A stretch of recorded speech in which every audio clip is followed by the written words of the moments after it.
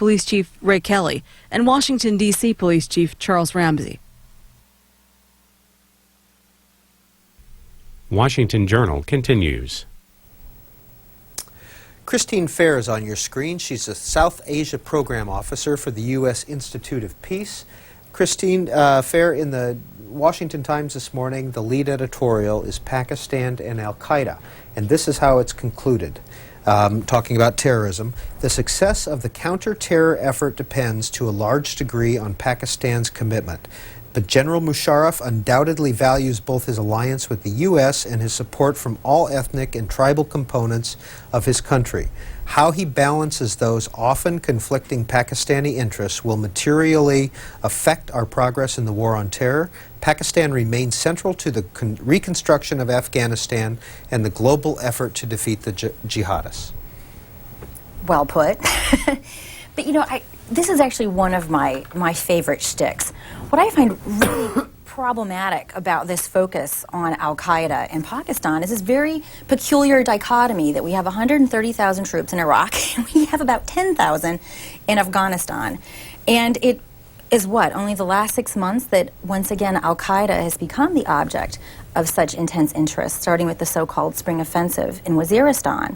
And what I find doubly ironic is that this quest for bin Laden, I almost even wonder if it's simply a tactical capture at this point. What's the strategic value, given that Zawahiri is pretty much calling the shots? And what I find particularly ironic is that in the name of obtaining Musharraf's cooperation on this Al-Qaeda issue, we're actually disregarding many more disturbing elements within Pakistan's domestic security. So, for example, while it is certainly the case that Pakistan has captured more than 500 Al-Qaeda and Taliban remnants, and they're doing so very aggressively, I might add, because it's in their strategic interest to do so, at the same time, Musharraf has not completely turned his back on militant groups that were raised essentially to operate in Indian-held Kashmir as a part of the Kashmir dispute. And of course, what's happened as a result of the Iraq conflict, as a result of the Afghanistan conflict, we no longer see these groups simply focusing on Kashmir. They've now turned their sights on Pakistani targets, on foreign national targets within Pakistan. And so it's interesting that on the one hand, there is so much compliance on the Al-Qaeda issue, yet significant groups like Jaish-e-Mohammed, which is, I might add, an Al-Qaeda affiliate, are still operating with impunity.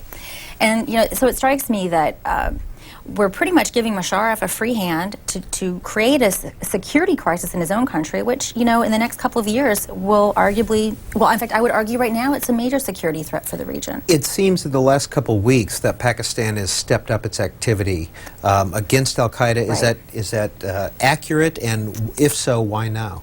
Well, first of all, it is accurate. Pakistan, even before 9/11, Al-Qaeda was not a strategic asset to Pakistan, nor, might I add, was there complete concurrence that the Taliban was a strategic asset, even prior to 9/11. In the months preceding the attack, you saw a number of Pakistanis really questioning what value added they were getting out of this alliance. And 9/11, in many ways, gave Pakistan a really good cover to do what many people had wanted to do in the first instance, which was ditch the Taliban, in part because of their affiliation with Al-Qaeda.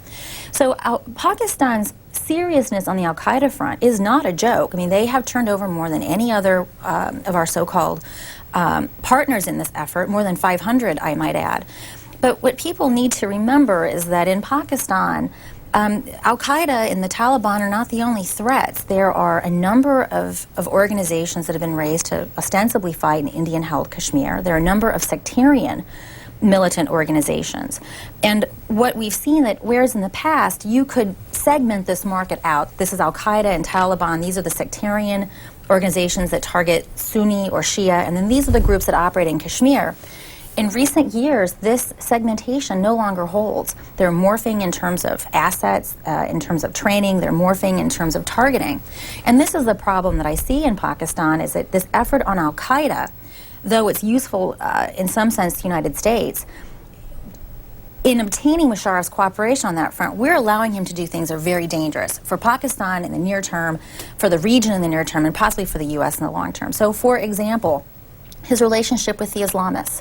He is so keen on keeping the two mainstream political parties, the PPP and the PMLN, out of power, that he's basically allowed this political vacuum to foster, which the Islamists have basically filled. And they are his primary opposition with which he negotiates, and therefore, gives them a sense of legitimacy.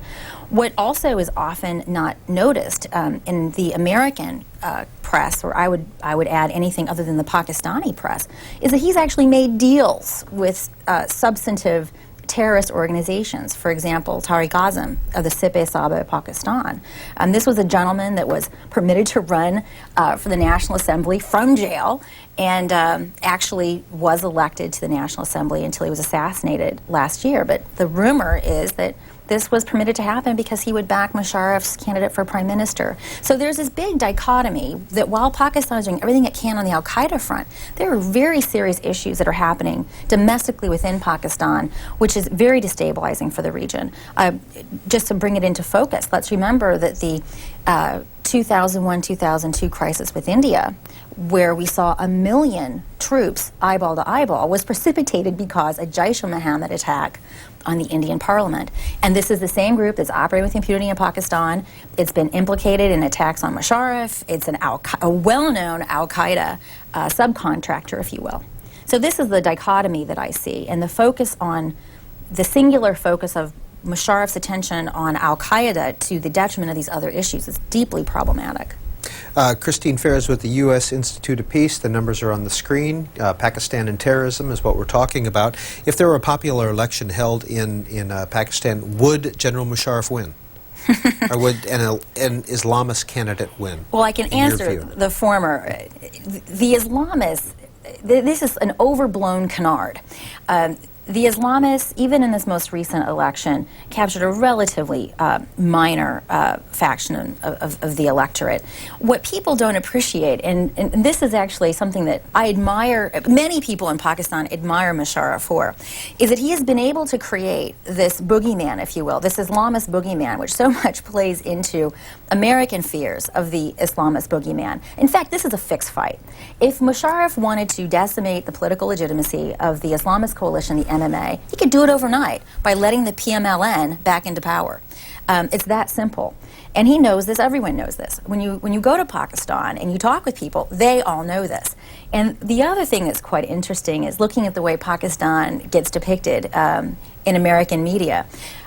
You would never know the majority of Pakistanis are very much moderates, very much opposed to the militarization of Pakistan, the Islamicization. And when you go to Pakistan, you talk with people, I mean, they'll point out to you that even they don't understand the personal commitment that Musharraf has. And I have no doubt that his personal commitments are very much opposed to these militants. He has personal commitments against the Hudud Ordinance, which is this atrocious set of laws, if I may be so normative. For example, considers rape a sexual offense, whereas the victim is actually a defendant. There's some severe problematic issues with the Hudud Ordinance, and Musharraf is opposed to it, yet he's made no effort to counter it. He's talked a lot about madrasa reform, yet not a single thing has happened in terms of madrasa reform. And so Pakistanis are somewhat confused how this man who can be so personally resolved against these forces has done absolutely nothing. And, you know, their read on this is that it's a fixed fight. And so I think there's a lot of ambivalence about Musharraf in Pakistan, because on the one hand, I think many people agree what he stands for, but yet are deeply concerned that he hasn't actually done enough to move on those issues. First call up for Christine Fair comes from Augusta, Georgia. You're on the air. Yes, thank you for taking my call. The comment I have is, or question is, what is going on with the lack of troops that we have in Afghanistan versus the amount of troops that we have in Iraq? And the second problem I see here, I'm confused as whether to go with Kerry or Bush for president because of the stands that they have on both of them. I believe the Iraqi war was based on an oil thing. Dick Cheney with his Halliburton and all the contracts that he got without competing against anybody. They were just given to him. Thank you, caller. Well, I'm not really sure where the question is in that comment. How many troops do we have in Afghanistan? Well, we have, I don't know the exact number, but there's circa anywhere from 10 to 15,000, and in Iraq, circa, 130,000. And where, are there any U.S. troops in Pakistan? Very, very sensitive question. Well, here's the dilemma that we have in Pakistan. Though they are a very close ally of ours, since 1989, when we were no longer able to certify that they were below the nuclear threshold, we actually cut off relations with them significantly. We cut off military supply. IMET, which is a military educational training program, which was very important for making sure that not only U.S. Pakistanis knew each other on a personal basis, but also, for example, allowed Pakistanis and Indians to interact here in the United States in a way that obviously could not happen after Pakistan was cut off from the IMET program. So when Pakistan, who had so many American military systems, couldn't get spare parts, and you could understand also the public sentiment that they were the bulwark against the Soviets in Afghanistan, and Pakistan's paid a huge price for that. To just be sort of summarily cast aside is very difficult for many Pakistanis to understand. As a consequence, there's a lot of anti-Americanism in Pakistan. And I often give the example, in 2001 I was in Iran for a couple of months, and I encountered more anti-Americanism in Pakistan than I did the entire time that I was in Iran. So, did you feel safe traveling in Pakistan by yourself? Oh yeah, I love, Pakistan is my home away from home. And you go there by yourself? I go there by myself, I speak the language. Do you rent a car? Do you ride cabs? I go in whatever means is required, necessary, and safe. And have you ever felt threatened? I think as a woman, you encounter problems that I would encounter in Europe. For example, the typical, female teasing. But in terms of being an American, absolutely not. I haven't had those kinds of problems. But you do see anti-Americanism there? Well, part of it, I speak the language, and so I'm completely, comfortable hanging out with one of my taxi drivers, and they're of course very respectful, but I think their concerns are legitimate, and I think many of the concerns that you hear in Pakistan echo the concerns I hear in other countries of the Muslim world where I traveled, and that is, you say you support democracy, yet you're supporting Musharraf, and everyone in Pakistan understands that we don't have a relationship with Pakistan. When the 9/11 Commission talks about recommendations for Pakistan, it's really a misnomer. We have a relationship with the regime, and we've always had a relationship with the specific regime in power in Pakistan. And they ask fundamental questions. If you support democracy, why are you supporting Musharraf, who's in everything, despite what he tells us, to undermine democratic institutions in Pakistan? And so, of course, they're angry. People also have to understand that Pakistanis are very upset about what's happened in Afghanistan. As far as they can see, the regime as it's shaping up in Afghanistan in no way is representative of the population distribution of Afghanistan. So Pakistanis have legitimate concerns about U.S. policy, and this is, of course, in addition to the Israel-Palestine concern. Marietta, Georgia, thanks for holding. We're talking about Pakistan. You're on the air. Good morning. I have a specific question with respect to the jihadist groups in Pakistan that Ms. Fair was talking about. I really appreciate her pointing that out. I note with concern that while those jihadist forces in Pakistan number a few 100,000 today, if left unchecked, they could go into a strength that is more than the number of the Pakistani troops in 5 to 10 years. And if we don't push Musharraf today to force the jihadist forces to shut up shop, if in 5 to 10 years, even if the Pakistan leader wants to do that, they may not be in position to do that. Caller, where are you from? Caller, where are you from originally? I am originally from India, and I've been tracking the Pakistani jihadist groups. And a little quick tidbit. Where in India are you from, incidentally? Oh, I'm from Delhi. Tu sana Punjabi aandi hai? Oh, no. I'm actually a Tamilian from Delhi. Oh, okay, terrific. Thanks for your call. Christine Fair. Well, I'd like to actually question your premise. Yes, there are many militants in Pakistan, but I often give the example, this is a labor market, and you have a demand for terrorist labor, and you have a supply for terrorist labor. And without, compensation. I mean, there's just the idea that you could have more militants in Pakistan than the Pakistan Armed Forces, I think, is really stretching it. Particularly when you remember that the Pakistan Army is the largest employer within Pakistan. So I kind of want to dampen the picture that you've laid out for listeners. That being said, Pakistan does have a number of interesting challenges.